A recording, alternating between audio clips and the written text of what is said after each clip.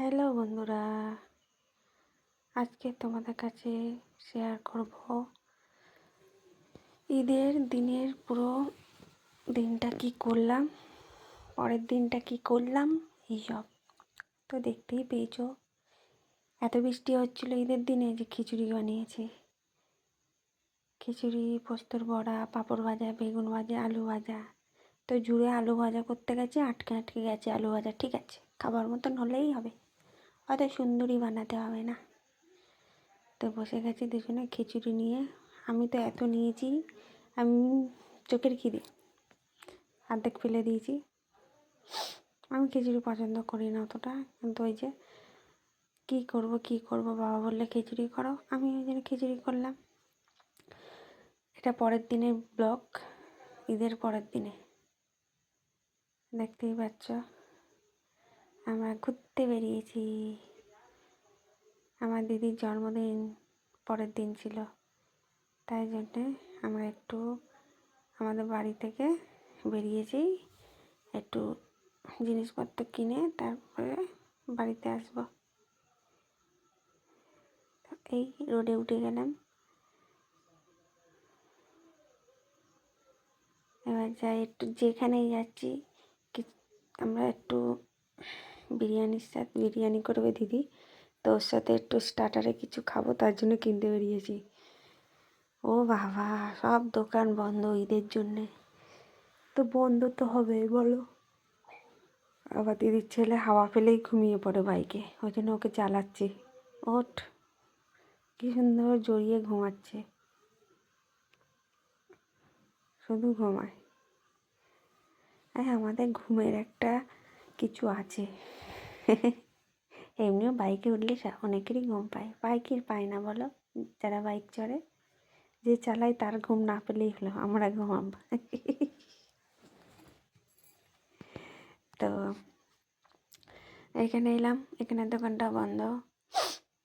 আর একটু গেলাম বিয়ালার দিকে, সেখানেও বন্ধ। সব জায়গায় শুধু বন্ধ আর বন্ধ। ভাবলাম, মনটাই খারাপ হয়ে গেল, একটু ফুচকা খাবো, আইসক্রিম খাবো, কিছু খেতে ইচ্ছা করলো না, সব দোকান বন্ধ। এবার বাইপাসের দিকে চললাম, সেখানেও বন্ধ। তন্দুরি চিকেন নেবো, সেখানেও বন্ধ। লাস্ট পর্যন্ত কাকুর দোকান পেলাম, তো এনাকে অর্ডার দিয়ে আমরা একটুখানি হেলমেট কিনবো বলে হেঁটে হেঁটে গেলাম। আপনি করুন, অতগুলো করতে টাইম লাগে না। তো গন্ধরাজ চিকেন নিয়েছি, গন্ধরাজ চিকেন পাওয়া যায় পকোড়ার মতন, আর ফিশ ফিঙ্গার নিয়েছি। ওটা করতে টাইম লাগবে বলে করুক, কারণ আমি এই কেনাকাটি হয়ে গেছে, বাড়ি চলে এসেছি। এবার বিরিয়ানি, এটা গোলমরিচ গুঁড়ো করে দিয়েছি, ম্যারিনেট করে রাখি। দিদি দই দিয়ে মাখিয়ে রেখে দিয়েছিল, এবার মশলাটা মাখানো হয়নি, ওটাই আমি মাখাচ্ছি। ভালো হয়েছিল খেতে বিরিয়ানিটা। ঠান্ডা না, হাত দিয়ে করতে পারছি না, বুঝতে পারছো? ঠান্ডা হলে না হাতটা অসর হয়ে যায়। আমি তো ফ্রিজে ঢুকেছিস কেন, তখন ম্যারিনেট করে ফ্রিজে ঢোকায়, বলে দই লাগিয়েছি বলে একটু ঢুকিয়ে রাখলাম, মনে ছিল না বের করবো, ঘুমিয়ে পড়েছিলাম। তো যা কিছু করে ম্যারিনেট মাখিয়ে রাখলাম মাংসটা, তারপরে আলু টালু পেঁয়াজ টিয়াজ ভাজবো। এর মধ্যে দিয়ে দু পিস মাংস তুলে রেখে দিয়েছিলাম, সলিড মাংস কেউ খায় না, বিরিয়ানিতে তো আরোই খাবে না। আর এই সলিডগুলো কী হবে, তুলে রাখ, চাউমিন করবি, ভেজে নিয়ে দিয়ে দিবি, মশলা আছে, ভালো লাগবে। তো এটা একটু চাপ হোক, হাতটা ধুয়ে নিই, ধুয়ে নিয়ে তারপরে পেঁয়াজ বেরেস্তা আলু এগুলো ভেজে নিই। দেখতেই পাচ্ছ, আলুটা ভেজে নিয়ে সেদ্ধ বসিয়ে দেবো ননস্টিকে। তারপরে বিরিয়ানি কমপ্লিট। চাপ টাপ দিয়ে সব কিছু শেয়ার করতে পারি না, প্রবলেম হয়ে যায়। আর ফোনটা যদি আমার হতো ঠিক হতো, আমি দুটো ফোন লাইভে দিয়ে দিয়েছি। আর এই অন্য লোকের ফোনে না আমার তো প্রবলেম হয়, সে তো অতক্ষণ আমার মতো ফোনটা চালিয়ে রাখবে না, না। তো এই যে আমার দিদির ছেলে লেগ পিস খাচ্ছে, কি আনন্দ। এই যে তার বড় ছেলে রিমোট নিয়ে বসেছে।